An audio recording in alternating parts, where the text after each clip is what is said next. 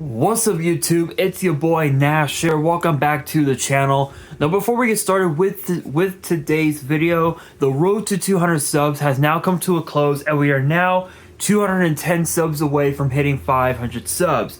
And if you guys are new to the channel, and I know that a lot of you guys are, because practically 100% of you guys are watching the content, but you guys are not even subscribed. So if you guys are watching the content, you like the content and you want more of the content, but you guys have not subscribed as of yet, then make sure you guys do indeed subscribe to the channel, turn on the notification bell, smash that thumbs up button on this video, and as always, make sure you guys are following me on all my social media. All my ads will be in the description below, as will the info to my fan mail. It will also be in the description as well. And I want you guys to post in the comments below answering the question of the day, which in a way it kind of ties with today's video. But the question of the day is this: who from the show WWE LFG would you guys like to see get signed to an official, as I'm fixing my chair here, to an official NXT contract? Let me know down in the comments below. And speaking of NXT, we found out that NXT is actually looking to has actually signed 6 new stars to their brand. But the question is who?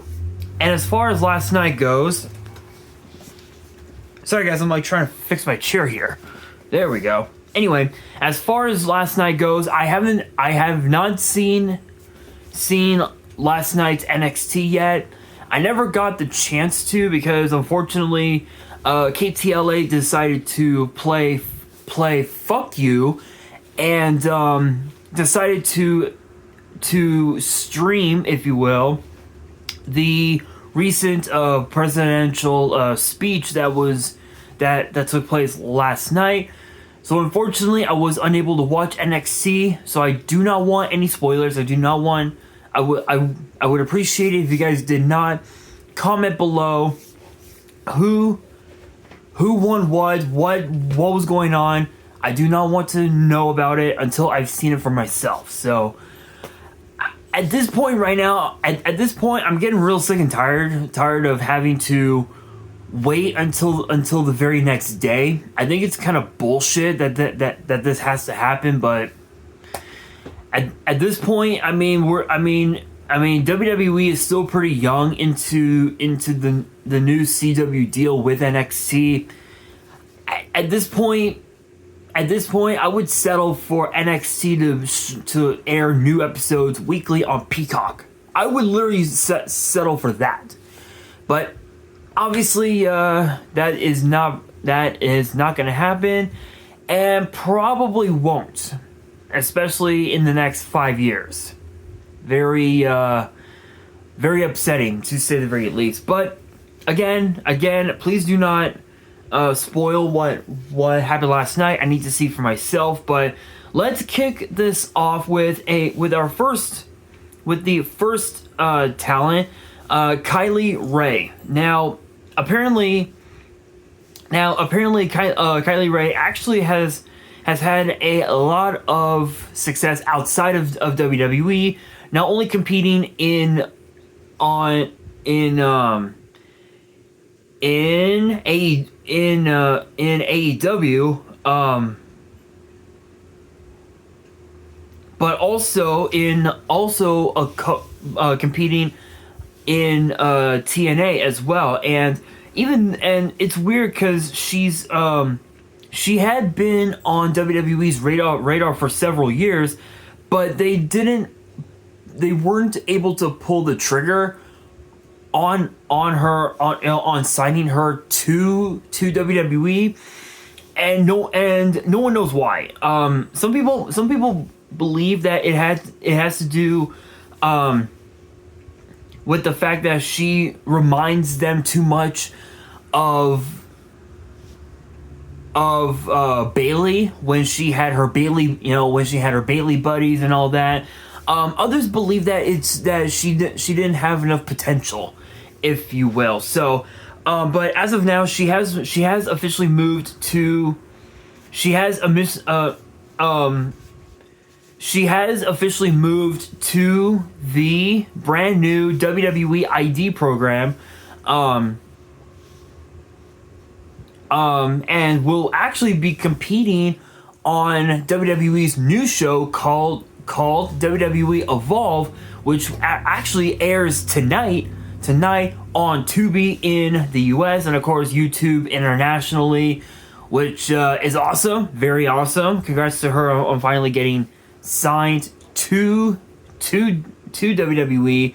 It's gonna be interesting to see what she'll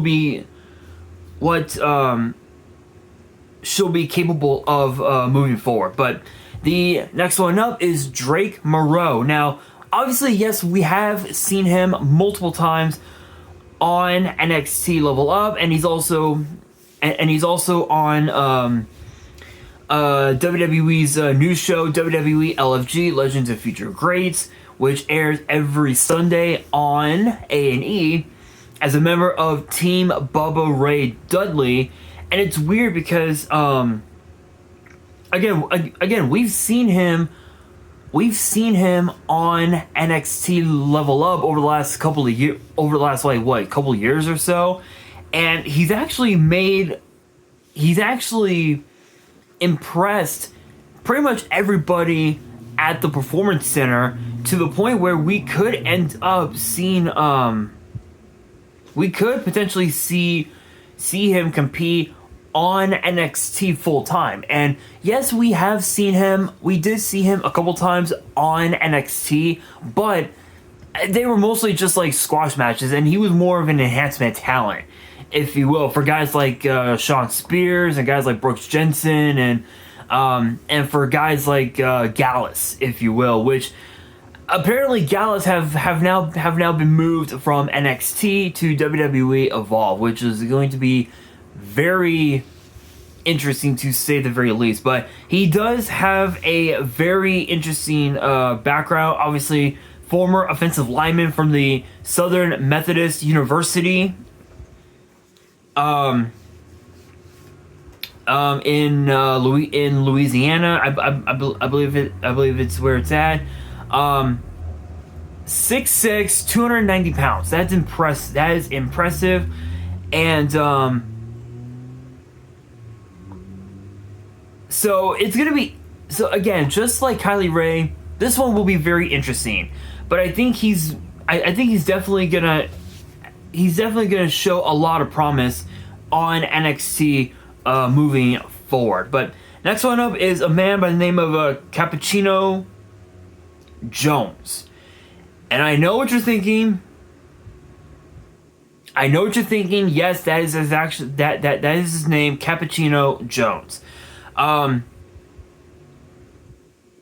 He has a nickname called Cold Brew Cappuccino Jones, which is very funny.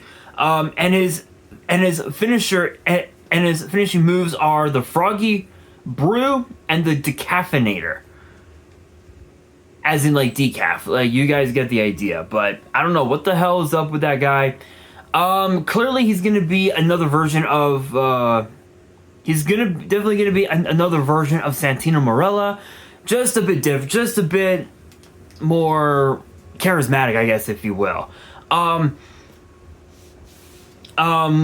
So aside from that, I mean, obviously, you know, for those who watch AEW, apparently he had appeared on AEW, being featured on a show called Rampage last year in 2024, in a losing effort against the Young Bucks, teaming with a guy by the name of Johnny Lyons.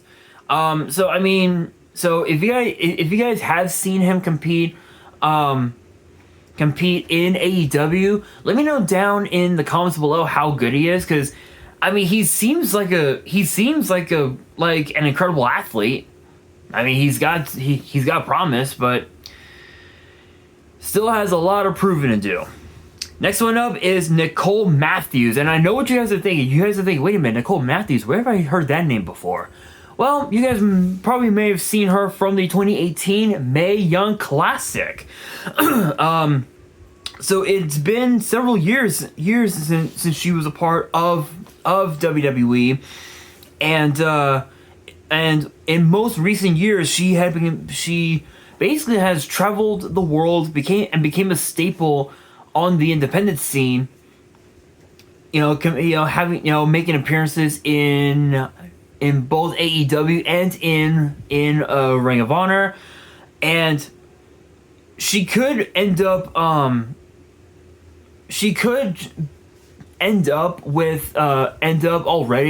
on the NXT roster already, which is now being featured by the likes of Jordan Grace, the NXT Women's North American Champion Stephanie Vaquer, and of course the NXT Women's Champion Julia, among others such as Nikita Lyons, Carmen Petrovich, Izzy Dame, who apparently decided to align herself with Shawn Spears, which is very funny. And also women like Fatal Influence. I'm obviously referring to JC Jane, Jasmine Nix, and Fallon Henley. Jada Parker, Lola Vice, Roxanne Perez, Cora Jade. There is a lot of talent in the women's division. And it's weird. It's weird.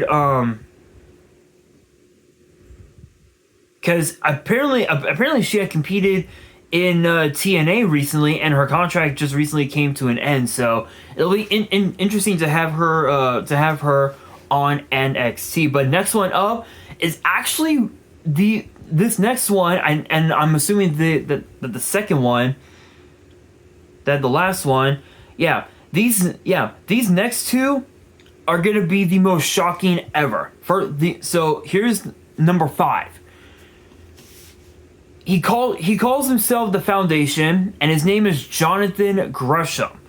If you guys are not familiar with this guy, I've seen clips of this guy on social media, like in random posts, and this guy is a freak of nature, and I mean that in a good way. This dude is incredibly gifted, and his time with WWE has officially expired earlier this year in 2025.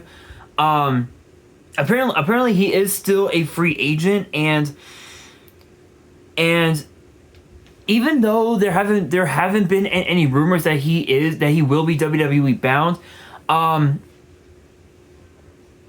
obviously for those who are curious, the former Ring of Honor champion has a storied history with decades of experience, and it's interesting because if you guys if you guys didn't know, his wife is actually Jordan Grace, which is very funny. Actually, recently made her NXT debut earlier this year, literally at Vengeance Day, and it's weird because yes, she did make her debut last year in WWE.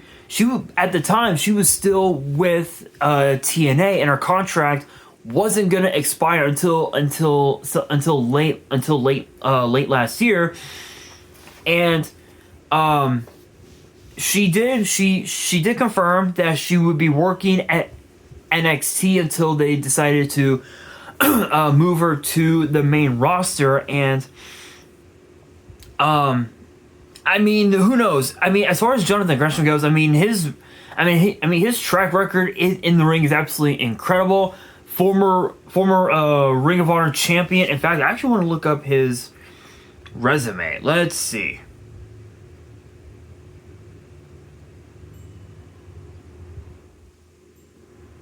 Jonathan Gresham. Here we are.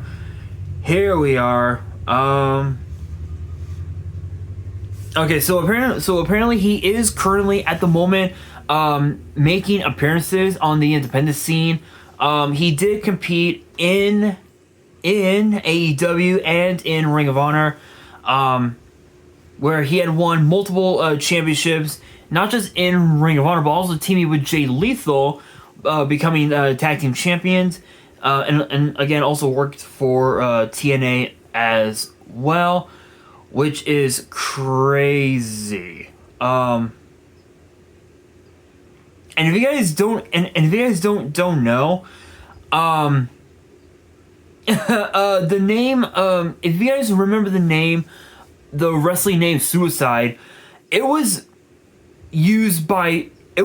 portrayed by so many people, including guys like Frankie Kazarian, Christopher Daniels, Kazuchika Okada, Austin Aries, TJ Perkins, Zachary Wentz, Crazy Steve, and even also Jonathan Gresham at one point in his career, which is very, very, very funny. Very, very funny.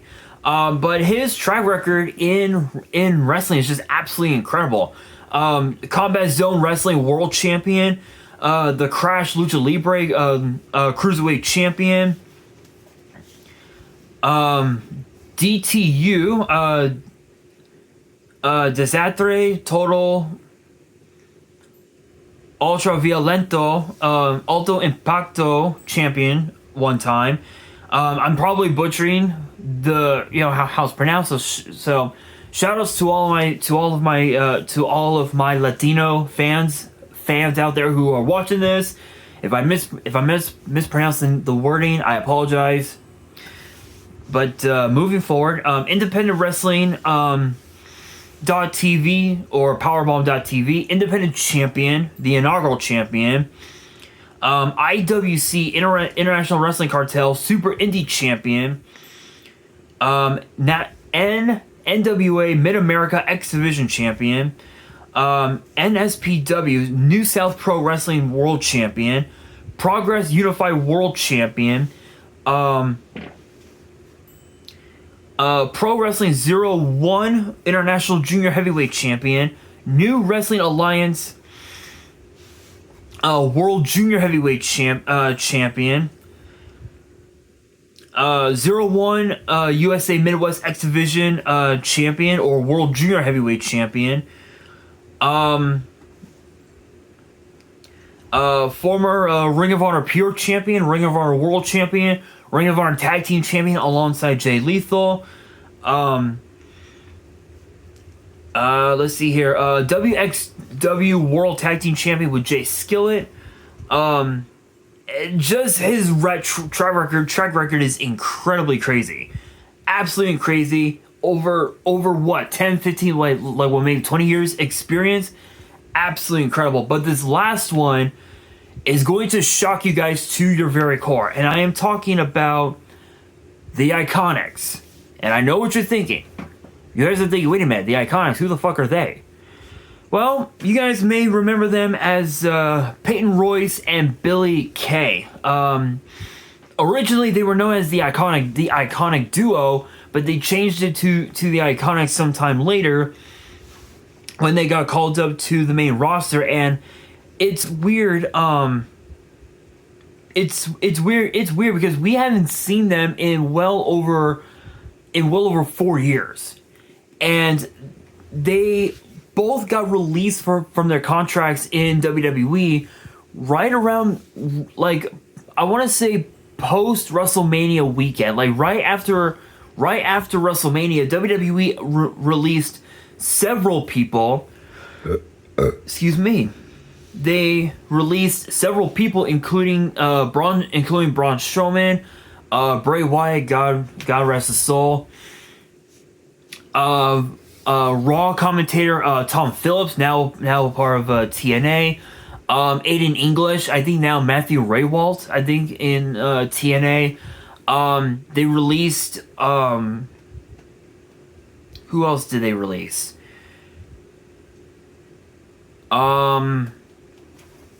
I know that they also released Billy Kay. They released Peyton Royce.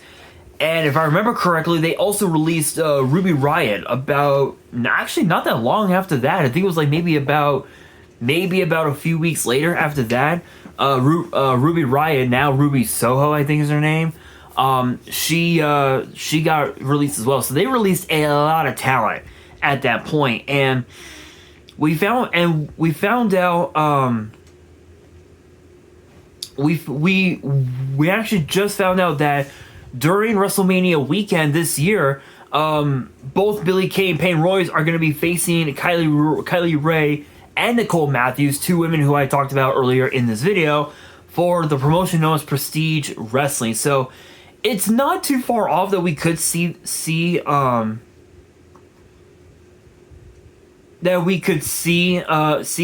IIconics back in WWE. I think the biggest downside of them back in WWE is just more the fact that they'll just end up what they were, what they did on the main roster, and just end up become a laughing stock of the women's division, and they may end up getting released again at some point, which is possible. It's very possible. But as far as a possible return, I think it would be very interesting.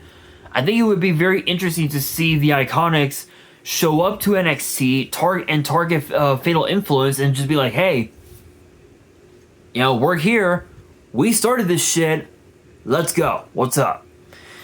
It's possible, but we'll have to wait and see. I think I feel like if they do show up, I think the women's division will become 10 times more stronger and 10 times more dangerous, I guess, if you will, than ever before. And in fact, actually, I would go so far as to say that the IIconics could end up becoming one of the biggest babyface tag teams in professional wrestling history, which is crazy. But we will have to wait and see. But with that being said, that will do it for today's video. Hopefully you guys enjoyed. If you did, make sure you guys smash that thumbs up button. If you guys are new to the channel and you guys want more WWE topic videos in the future, then make sure you guys subscribe to the channel, turn on the notification bell, and as always, make sure you guys are following me on all my social media. All my ads will be in the description below, as will the info to my fan mail. It will also be in the description as well. And on that, this is your boy Nash, signing out.